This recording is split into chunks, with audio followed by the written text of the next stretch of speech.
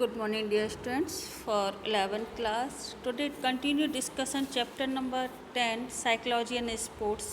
तो बेटा हमने प्रीवियसली डिस्कशन करा था कि लर्निंग, जो कुछ भी हम सीखते हैं, जो कुछ भी हम एक दूसरे से ट्रांसफ़र करते हैं, तो ये लर्निंग का एक इम्पोर्टेंट पार्ट है कि आप किसी भी चीज़ को जब सीखते हैं तो उसको किस तरीके से दूसरों को बताते हैं और दूसरों को बताने के बाद तो लॉ ऑफ लर्निंग में हम लोगों ने करा था कि किस तरह हम रेडी होते हैं, किस तरह हम क्रिएटेड वर्क करते हैं जो एक्सरसाइज है, और किस तरीके से हम उसको इफेक्टली प्रेजेंट करते हैं। तो जो थर्ड नाइट का फर्स्ट लॉ ऑफ लर्निंग था, law of the readiness impulses the degree of the encourage the learning, and second था law of exercise think more often repeated and best remembered होता है। Next चीज़ आती है आपके पास transfer of learning. तो बेटा हम लोग साथ जानते हैं कि ट्रांसफ़र ऑफ लर्निंग वो प्रोसेस होती है जिसमें कि किसी व्यक्ति ने जो कुछ सीखा है उसको एज इट इज़ अपने आगे आने वाले किसी भी पर्सन को या किसी भी यूटिलिटी वर्क में उसको प्रेजेंट किया जाए। और सबसे इम्पॉर्टेंट चीज़ क्या होती है कि एक ही सिचुएशन जैसी और अनदर सिचुएशन होती है, उसमें हम उस प्रोग्राम को किस तरीके से एडजस्ट करते हैं और उसके अकॉर्डिंग किस तरीके से फर्दर वर्क को हम करने के लिए प्रेजेंट होते हैं। तो ट्रांसफ़र ऑफ लर्निंग में सबसे चीज़ है कि जैसे कि हम आपको कोई भी चीज़ सिखाते हैं, मान लीजिए मैंने आपको एक स्किल सिखाई बास्केटबॉल में ली ऑफ शॉट, तो ली ऑफ शॉट करने के बाद आपको उसको वैसा ही प्रेजेंट करना है। देन आफ्टर आपके जो भी आपके साथ के टीम मेंबर्स होंगे उनको एज ए लीडर आपको वैसा ही प्रेजेंटेशन उनके सामने देना है और उनको वैसे ही क्वालिटीज़ उनके अंदर डेवलप करना है। तो कहीं ना कहीं ये इम्पोर्टेंट होता है कि किस तरीके से आप अपने वर्क को ट्रांसफरली प्रेजेंट करते हैं। ट्रांसफ़र कैसा हो सकता है? ये ट्रांसफ़र आपका जो साइकोलॉजिकल ट्रांसफ़र होता है वो आपका पॉजिटिव भी हो सकता है, आपका नेगेटिव भी होता है। तो positive transfer when there is the important in the performance in the result previous learning and the training. तो हमारा जो ट्रांसफ़र होता है वो कैसा होता है? पॉजिटिव होता है। मैं आपको एक स्टोरी सुनाती हूँ। ये स्टोरी है बराक ओबामा और ओसामा बिन लादेन की, जो हमें किसी ने सुनाई थी। उसमें ये कहा गया था कि दोनों की एजुकेशन एक सी, दोनों की डेट ऑफ बर्थ एक जैसी, और दोनों ने अपनी हायर एजुकेशन भी मोस्टली सिमिलर ही ली थी। लेकिन दोनों की एक्टिविटी में कितना डिफरेंस है कि एक पॉजिटिवली उस वर्क को कर रहा है और दूसरा नेगेटिवली उस वर्क को कर रहा है। दोनों का वर्किंग टारगेट सिमिलर हो सकता था लेकिन क्रिएटेड वर्क अलग अलग हो गए थे। तो कहीं ना कहीं हमारा जब पॉजिटिव ट्रांसफर ऑफ लर्निंग होता है तो वर्क को एप्रिशिएट किया जाता है। लेकिन जब वही ट्रांसफ़र ऑफ लर्निंग आपका क्या होता है? निगेटिव होता है। तो आपकी क्या उसके स्किल जो भी आप लर्न कर रहे हैं वो डिफ़िकल्ट हो जाती है, क्योंकि आपने प्रीवियसली उस वर्क को बिल्कुल क्लियरली सीखा ही नहीं था। नेक्स्ट चीज़ है आपके पास एप्लीकेशन ट्रांसफ़र। तो बेटा जब आप कभी भी किसी वर्क को करते हैं, अप्लाइड करते हैं सक्सेसफुली अपनी लाइफ की सिचुएशन में या अपने प्रैक्टिकल वर्क में या अपने सराउंडिंग इन्वायरमेंट में, तो आप जो एप्लीकेशन है वो किस तरीके से ट्रांसफ़र करते हैं ये आपकी सबसे इम्पोर्टेंट चीज़ों में आती है। तो आपके पास जो है कि अगर आप किसी भी प्रीवियस वर्क को अपने न्यू वर्क के साथ इंक्लूड करें तो आपके पास जो स्ट्रेसफुल कंडीशन है वो कहीं ना कहीं रिमूव हो जाती है और आप अप्लाइड सक्सेसफुली किसी वर्क को अप्लाइड कर पाते हैं। नेक्स्ट है वेलिटरल ट्रांसफ़र। इसमें क्या होता है कि जो भी आप चेंजेस करते हैं अपनी परफॉर्मेंस में, number of the one side and the body result to the training in the coordinating members या करस्पॉन्डिंग आपके जो भी वर्क कर रहे हैं, तो आप उनके साथ किस तरीके से कोऑर्डिनेटेड वर्क करते हैं। तो आप जब कभी भी किसी परफॉर्मेंस में अपने हिसाब से कुछ चेंज करते हैं तो चेंजिंग का रिजल्ट क्या होता है? आपकी वर्किंग को शो करता है।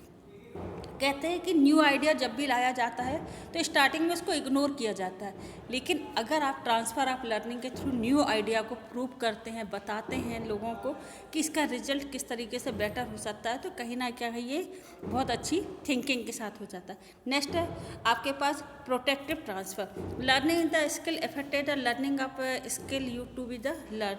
आप जो कुछ भी सीख रहे हैं वो किस तरीके से आपने अपने स्किल के थ्रू प्रूव करा है। फिर है रिट्रोटेटिव ट्रांसफ़र। आप जानते हैं तो जब स्किल को आप रिसेंटली किसी भी न्यू स्किल के साथ इंक्लूड करते हैं तो एक न्यू स्किल आपके पास आती है। इसको आप क्या कह सकते हैं कि ऐसी वर्किंग आपके लिए सबसे इम्पोर्टेंट होती है और आप इसको किसी भी वर्क को इफ़ेक्टिवली यहाँ पे प्रेजेंट कर सकते हैं। तो साइकोलॉजिकल जो आपके मैं लगातार आपके साथ डिस्कशन कर रही हूँ कि हम जब स्टडी करते हैं या किसी भी वर्कआउट को करते हैं तो करते करते आपने देखा होगा कि मान लीजिए एक मैं आपके सामने एक ग्राफ बना रही हूँ। अगर आपने यहाँ से जीरो से किसी वर्क को करना स्टार्ट करा तो पहले आपकी जब सीखने की कैपेसिटी थी आप धीरे धीरे धीरे बढ़ते चले गए, लेकिन एक टाइम ऐसा आया कि आपकी कंडीशन बिल्कुल स्ट्रेट लाइन में आ गई और ना तो आप डाउनवर्ड जा रहे हैं और ना ही अपवर्ड जा रहे हैं। आप क्या है एक सिमिलर कंडीशन में यहाँ पे स्टिल हो गए। तो ये कंडीशन आपकी क्या कहलाती है कि आपने जब किसी भी वर्क को करा तो वर्क को करने के बाद आपके अंदर एक ऐसी थिंग स्टार्ट हुई कि आपने सक्सेसफुली यहाँ से आपकी सक्सेस इंक्लूड हो रही है और यहाँ से आपका टाइम पीरियड इंक्लूड हो रहा है। तो सक्सेस और टाइम पीरियड के बीच में आपको एक चीज़ हमेशा महसूस होगी कि जो भी आपकी वर्किंग है वो किस तरीके से आप सक्सेसफुली वर्क को कर रहे हैं, करते चले जा रहे हैं, लेकिन जो टाइम पीरियड है धीरे धीरे धीरे धीरे आपका बढ़ता चला जा रहा है। तो पहले आप किसी भी चीज़ को धीरे धीरे सीखते हैं, फिर आप उसको स्पीडली फास्ट कर देते हैं और एक कंडीशन आती है आपकी स्ट्रेट लाइन में जाती है। तो ये आपकी हो गई स्लो कंडीशन, स्लो हो गई आपकी स्लो लर्निंग हो गई। फिर यहाँ पर आके आपकी क्या हो गई फास्ट लर्निंग हो गई आपकी, और यहाँ पे आके आपकी कंडीशन क्या हो गई प्लेट्यू। तो प्लेट्यू कंडीशन हो गई। तो इन सब में आपने एक चीज़ फील करा कि जो लर्निंग कर्व है आपका, लर्निंग आपका जो कर्व है वो कैसा बन गया, वो आपका कैसा बन गया कि वो आपका बिल्कुल ही डिफरेंट बन गया।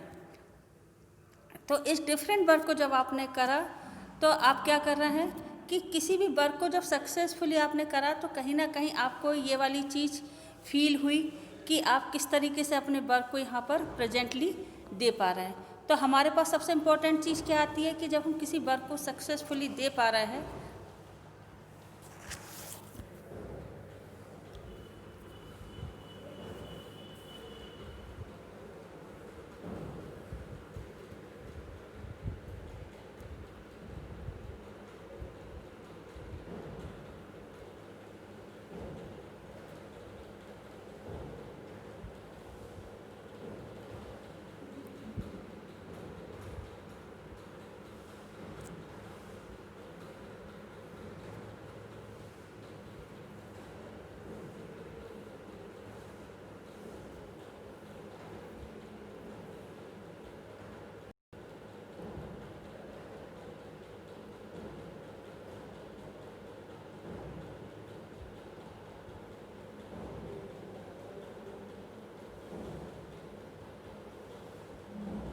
तो जब हमने किसी भी वर्क को सक्सेसफुली दिया तो आपने एक चीज़ फील करी कि जो लर्निंग कर्व था हमारा वो क्या हुआ यहाँ पर आपके आके कि एक कंडीशन ऐसी डेवलप हो गई कि वो ना तो अपवर्ड हो रहा है और ना ही डाउनवर्ड हो रहा है। तो ये जो कंडीशन आपकी लगातार बन रही है वो आपकी कंडीशन कैसी है प्लेट्यू कंडीशन। तो इस प्लेट्यू कंडीशन के बारे में हम लोग लगातार डिस्कशन कर रहे हैं कि इस प्लेट्यू कंडीशन को किस तरीके से एडजस्ट करते हैं। Plateau is the situation is the temporary decline in the performance and learning plateau is the part of the learning curve in which the suitable learning in the process of the learn.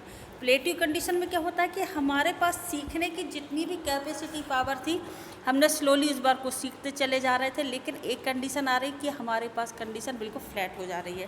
तो plateau is the pace when human body feel to respond to process that has proved effective in part, and plateau may approach in the learning when the student experience no benefit from learning. So learning curve is the graphical representation of the learning. An ideal situation learning performance can be the notice in stop the case learning. अब हमारे पास आती है सबसे important चीज़ कि ऐसे कौन कौन से कॉज थे जिसके कारण क्या हुआ कि हमारी प्लेट्यू कंडीशन यहाँ डेवलप हुई। तो सबसे पहला आपके पास कॉज कौन सा आ रहा है कि ऐसा कॉज जिसमें कि आप क्या बर्डन बॉर्डम वाली कंडीशन क्या हो जाती है, some routine work often bring boredom, it is the one of the case of the, हम बोर होने लगते हैं किसी भी चीज़ को लेकर। जब बोरिंग होती है तो क्या होती है, हमें उसमें lack of condition, lack of interest वाली कंडीशन डेवलप हो जाती है, और यही लैक ऑफ कंडीशन हमारी कंडीशन ऑफ प्लेट्यू। सेकंड बोले में क्या आएगा, लेस इंटरेस्ट। आप जब किसी भी चीज़ को लगातार पढ़ते जा रहा है तो आपके पास कौन सी कंडीशन डेवलप हो रही है कि आपका इंटरेस्ट धीरे धीरे उसमें कम होता जा रहा है। क्यों? क्योंकि आप उसको एंजॉय नहीं कर पा रहे, आप उसको उतना रिफ्रेशली अपने वर्क को प्रेजेंट, जो कुछ आपको मिल रहा है, लेकिन आप तो कंडीशन क्या हो रही है कि आपको उसमें इंटरेस्ट डेवलप नहीं हो रहा, क्योंकि इसमें कोई भी एक्साइटमेंट जैसी थिंग नहीं है। नेक्स्ट चीज़ है रॉन्ग कोचिंग। अब आप लोग सभी लोग जानते हैं कि कभी कभी अगर कोचिंग बेटर ना मिले तो एक ऐसी कंडीशन डेवलप हो जाती है कि पर्सन उस चीज़ में क्या होता है कि incorrect learning often cause the long plateau, एक बहुत लंबा बन जाता है। जैसे मैं अगर आपको बता रही हूँ कोई चीज़, मैं आपको गलत तरीके से रिप्रेजेंट करती जा रही हूँ, गलत तरीके से आपको पढ़ाती जा रही हूँ, तो क्या होगा, आपका जो कोचिंग स्किल है वो एक तो धीरे धीरे डंप होता जाएगा, दूसरी चीज़ है आपका इंटरेस्ट भी नहीं रहेगा, तीसरी चीज़ आप उस चीज़ को लेकर क्रिटिक करेंगे कि ये किस तरीके का आप हमें पढ़ा रहे हैं। तो कहीं ना कहीं ये कंडीशन जो लगातार डेवलप हो रही है। 4 नंबर पे हम लोग बात करेंगे lack of the motivation. Lack of motivation, तो मोटिवेशन टेक्निक क्या है? मोटिवेशन टेक्निक वो टेक्निक है जिसमें कि आप क्या होता है कि आपको जो फीडबैक है वो आपको क्या होता है, लर्निंग प्लेट्यू को रिकवर करने के लिए नहीं हो पाता। आप किसी भी चीज़ को मोटिवेट नहीं कर पाए। जैसे प्लेयर है, लगातार अगर वो लूज़ कर रहा है अपने मैच को और उसको कोई भी मोटिवेट नहीं कर रहा कि उसको बकअप नहीं कर रहा कि नहीं बेटा आप कर सकते हो, आप फिर से ट्राई करो, आपकी जो कॉज हैं जो आपको लैक ऑफ प्रैक्टिस के कारण हो रहा है या लैक ऑफ इंटरेस्ट के कारण हो रहा है, टायर्डनेस के कारण हो रहा है, फटीग कंडीशन हो रहा है, तो ये सब कहीं ना कहीं आपके उसमें आती है। 6 नंबर आपके 5th नंबर आता है टू मच कॉम्पिटिशन। जो कंपटीशन, आपको क्या होता है जब बहुत ज़्यादा कंपटीशन आपके साथ, जैसे कि मान लीजिए क्रिकेट, इंडियन क्रिकेट टीम है, वो लगातार प्रैक्टिस कर रही है तो उसके साथ ये मैचेस खेलती रहती है, तो लैक ऑफ, तो जो टू मच प्रेशर उनके ऊपर होता है उसके कारण भी क्या होता है वो अपना बेस्ट नहीं दे पाते हैं और कहीं ना कहीं इन्फीरियरिटी एक उनके अंदर अपोनेंट के साथ उनकी प्लेटी कंडीशन भी डेवलप होती है। नेक्स्ट चीज़ होती है ओवर स्ट्रेस है। ओवर स्ट्रेस वाली कंडीशन में भी एक चीज़ डेवलप होती है। नेक्स्ट आपके पास आती है कि आप जब करते हैं कि lack of the practice. Lack of the practice में क्या है, आप जब किसी भी चीज़ को इंटरेस्टली नहीं कर पाते तो लैक ऑफ द प्रैक्टिस वाली कंडीशन होती है। और लास्ट वाला आपके पास है डर्टी इन्वायरमेंट। तो अगर आप इन्वायरमेंट आपका नीट एंड क्लीन होगा तो आप क्या होगी, आपके पास प्रॉपरली आप वर्क करने की इच्छा नहीं होगी, आप कहेंगे कितनी गंदगी है, किस तरीके से इसमें, या बहुत ही पुअर कंडीशन है या अनसेफ एनवायरनमेंट है, इस कारण लैक ऑफ द प्लेट्यू जैसी होते हैं। फिर है ओवरकमिंग प्लेट्यू। अगर हम बात करें तो डेवलपिंग इंटरेस्ट करना चाहिए हमें, चैलेंज टू इम्प्रूव करना चाहिए उनके अंदर, गुड कोचिंग स्किल उनको प्रोवाइड की जानी चाहिए, उनको फीडबैक और मोटिवेशन जैसी चीज़ों के साथ इंक्लूड किया जाना चाहिए, जिससे कि उनकी जो ट्रेनिंग है वो रिड्यूस ओवर स्ट्रेस और टेंशन के कारण जो हो रही है वो उसे रिडक्ट किया जा सके। पॉजिटिव एटीट्यूड उनके साथ रिप्रेजेंट किया जाना चाहिए, इन्वायरमेंट को चेंज किया जाना चाहिए। अगर एक ही जगह पर उनको उस वर्क को करने में अनसेफ हैं या उस वर्क को प्रेजेंटली नहीं कर पा रहे हैं तो उनके लिए कभी कभी उस एरिया को चेंज करके दूसरे एरिया में उनको इस तरीके की प्रैक्टिस दी जानी चाहिए। नेक्स्ट चीज़ है प्रॉपर रेस्ट एंड रिकवरी दी जानी चाहिए। जैसे हमारा वीकेंड होता है, हमें संडे मिलता है तो हम संडे के रेस्ट डे के रूप में यहाँ पे क्रिएट करते हैं, तो उनको भी प्रॉपर रेस्ट और रिकवरी दी जानी चाहिए। उसके बाद है उनको फिर नए तरीके से उनको बैकअप करने के लिए आपको उनको दिया जाना चाहिए कि किस तरीके से न्यू स्किल क्रिएट करके न्यू टेक्निक के द्वारा, न्यू इक्विपमेंट्स के द्वारा आप उनको फैसिलिटी प्रोवाइड करें। और रिड्यूस कंपटीशन, आप उनको जो कंपटीशन दे रहे हैं उसमें उनको वर्क आप लोड रिड्यूस किया जाना चाहिए और न्यू स्किल्स उनके अंदर प्रेजेंट की जानी चाहिए। तो बेटा कंटिन्यू डिस्कशन में अब आपके पास लास्ट चैप्टर बचा है कि concept of emotion and method to control emotion. हम लोग सभी जानते हैं कि emotion are the intense feeling that are directed at someone or something. Emotion are subjective, conscious experience created by the expressions, biological reaction and mental state. हम सभी लोग ये भी जानते हैं कि इमोशन जो हमारे साइकोलॉजिकल स्टेट है, जिसमें कि हमें एक ऐसे कंपोनेंट्स हमारे ऊपर हावी हो जाते हैं जो कि हमारी फीलिंग को, हमारे फिजियोलॉजिकल रिस्पॉन्स को और हमारे बिहेवियर को, हमारे एक्सपीरियंस को, हमारे क्रिएटिव वर्क को कहीं ना कहीं यहाँ पे रिप्रेजेंट करते हैं। तो आपके लिए सबसे पहली चीज़ है कि मेथड ऑफ कंट्रोलिंग इमोशन। तो जो आप अप्लाई कर रहे हैं, तो emotion are the positive part of personality and uncontrol emotion decline personality. हम लोग सभी जानते हैं कि अगर हम अपने इमोशन को कंट्रोल नहीं करते हैं तो कभी कभी एक ऐसी कंडीशन भी डेवलप हो जाती है, या तो हम अपने आप को पूरी तरीके से डलनेस कंडीशन में पहुंच जाते हैं, या अपने आप को यूजलेस मानने लगते हैं, या हम इतना बड़े फाइटर बन जाते हैं जिसके कारण कि हम कि एवरेज को भी अचीव कर सकते हैं। तो हमारी लाइफ जो है वो हमारे कंट्रोल और हमारे इमोशन के साथ एडजस्टमेंट है। तो इमोशन को किस तरीके से कंट्रोल कर सकते हैं? पहला है कंट्रोल योर ब्रीथिंग। हम लोग लगातार बात करते हैं कि अगर हम किसी भी चीज़ को, पहली चीज़ है आपके पास एक, आप ये करेंगे कि एक फेस है, एंजॉय कर रहा है आप उस चीज़ को, तो आप क्या कर रहेंगे कि एंजॉय पीरियड में आप यहाँ पे वर्किंग में लगातार है। नेक्स्ट चीज़ में है कि जब आप स्लो एंड डीप ब्रीथिंग करते हैं तो आप अपने आप कंट्रोल, अपने इमोशन को कहीं ना कहीं बहुत इजीली कंट्रोल कर पाते हैं। फिर कीप योर हैंड अप। अगर आप बहुत confidently and help to the control emotion, आप कॉन्फिडेंस को डेवलप कर सकते हैं, फिजिकल एक्टिविटी के थ्रू आप कर सकते हैं। अगर आपका मूड किसी क्रिएटिव वर्क को करने का है, या आप अपनी एनर्जी को लॉस करना चाहते हैं, तो फिजिकल एक्टिविटी एक बेटर ऑप्शन होता है। नेक्स्ट चीज़ है मेडिटेशन, ध्यान।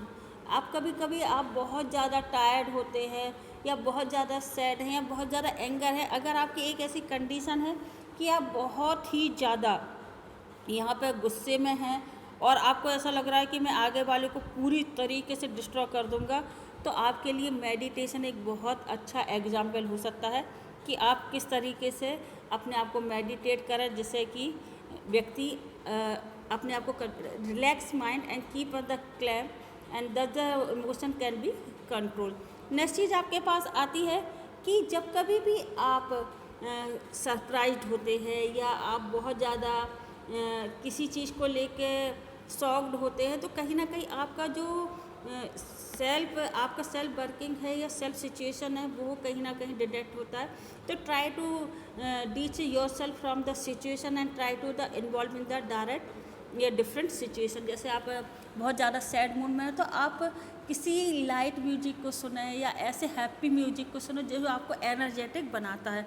फिर है आपका डिटेक्ट योर रिस्पॉन्स या डिसाइड योर रिस्पॉन्स। कभी कभी हम देखते हैं कि हमें किसी बात को रिस्पॉन्ड को हमें प्रॉपरली नहीं मिलता, तो हम उसके लिए ट्राई करते रहते हैं, और ऐसी सिचुएशन क्रिएट हो जाती है कि हम अपने आप को किल तक करने की कोशिश करते हैं। तो सबसे बेटर है कि develop your potential and presentation, develop your the participant and tolerant in the other activity and don't lose your self confidence.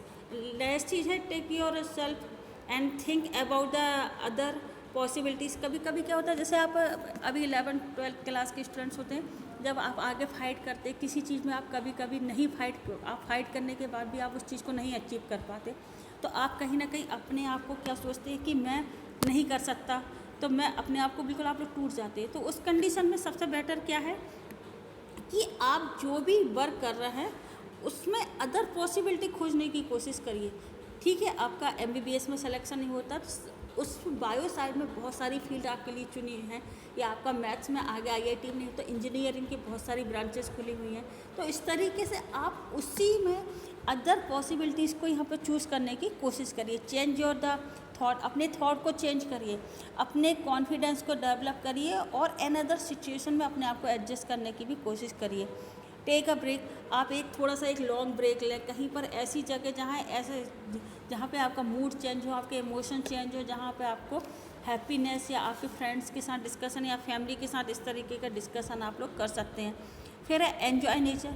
कभी कभी क्या होता है कि जब आप अपनी लाइफ से, अपने बर्थ से बहुत ज़्यादा बोर हो जाते हैं, तो इमोशनली आप कहीं ना कहीं बहुत ज़्यादा सैड हो जाते हैं। तो इस सैड कंडीशन या एंगर कंडीशन से हटने के लिए आप नेचर के क्लोज जा सकते हैं, जैसे कि आप ट्रैकिंग कर सकते हैं, माउंटेनिंग कर सकते हैं, रिवर राफ्टिंग। एक एडवेंचर गेम की तरफ अट्रैक्ट होते हैं लोग, जिससे कि उन्हें एक न्यू इनकरेज मिलता है और वो अपनी लाइफ को बहुत अच्छे से एंजॉय करते हैं।